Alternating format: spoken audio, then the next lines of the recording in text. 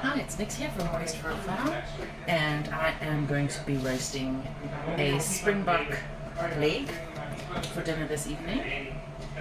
So we are going to start by trying to peel this outside skin off. This is quite difficult. I don't know if I'm going to get all of it off. We'll do the best we can.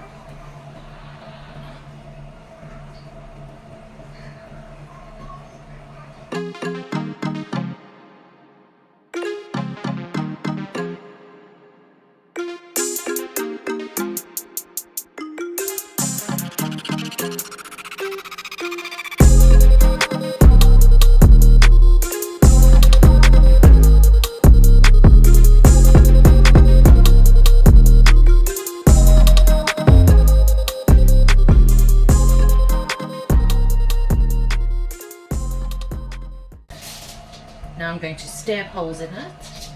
Stab it!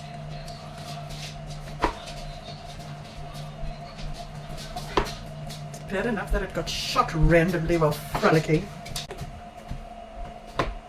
Okay, so we're going to poke holes all over it and then stuff that with garlic. Oops. Knife skills galore in this kitchen.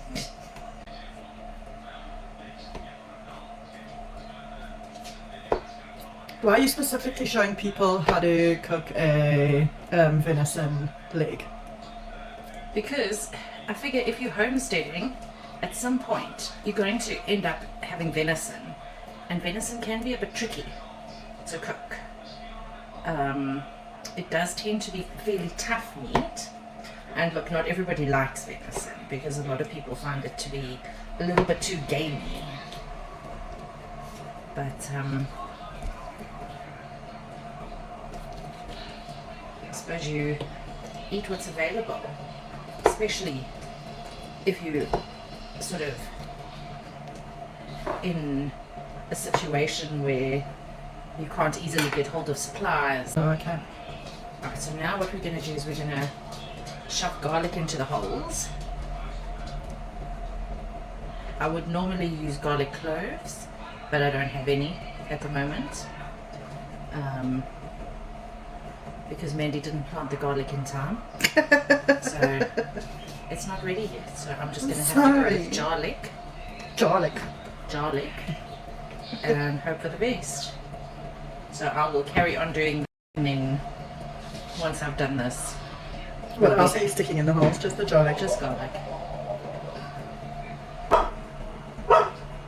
Okay, so now we've stuffed all of our little holes with garlic, and I'm now going to put quite a lot of salt on here. So we'll put in the salt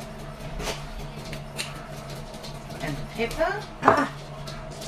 Tucker, what are you doing, my boy? It's not for you. Tucker thinks this is for him. Oh, fresh pepper. Samurai out. And then we have this lemon and herb spice mix. So I'm going to put some of that on, because I think lemon and herbs will be quite nice. So I'm going to do this side, and then I'm going to turn it over and do the other side. I'm being very generous with the spices and that, so that it absorbs as much flavor as possible. Okay, out.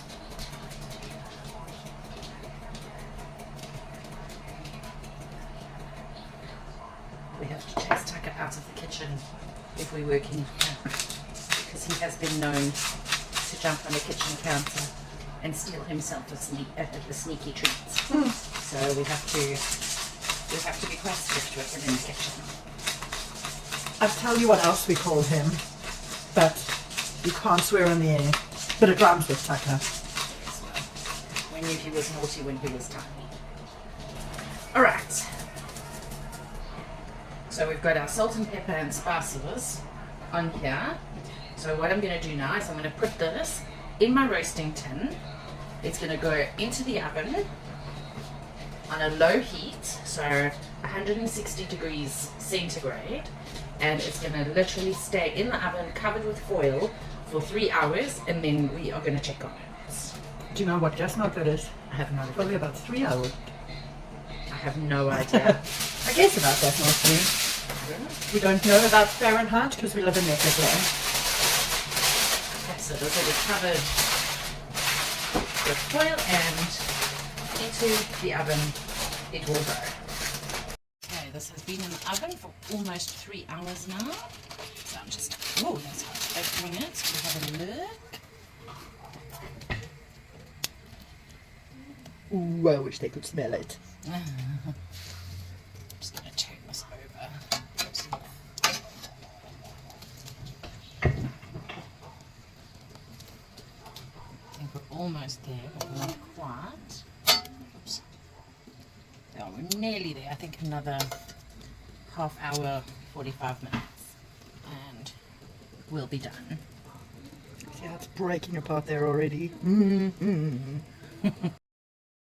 Okay, our Springbok has now been in the oven for about 3.5 hours, and we are going to cut it up and eat it. So this is, Take a piece and show how it pulls apart.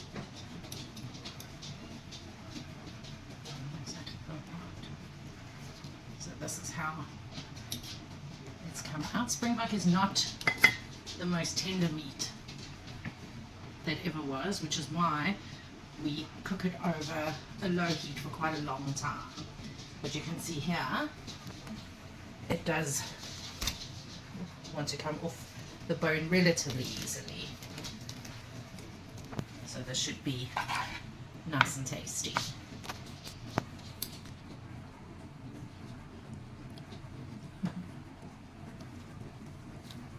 Okay, that's yummy and it's super tender.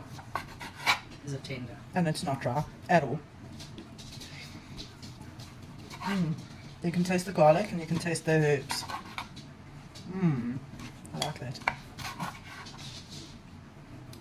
Here we have our dinner for tonight. Locally sourced springbok and potatoes with homegrown carrots and beans. And of course gravy made from the meat drippings from the springbok And red wine. and red wine.